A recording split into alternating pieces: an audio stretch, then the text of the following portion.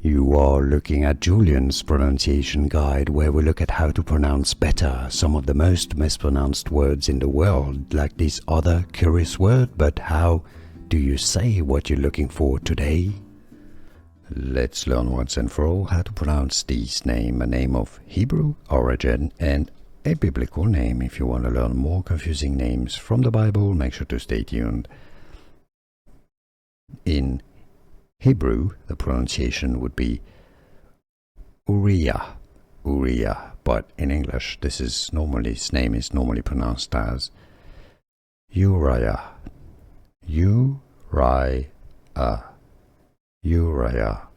is how it's normally pronounced in English. English pronunciation, Uriah.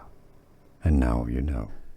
Here are more videos on how to pronounce more confusing words and names too many mispronounced. Like this video if you found it useful. I appreciate your support. I'll see you soon and thanks for watching.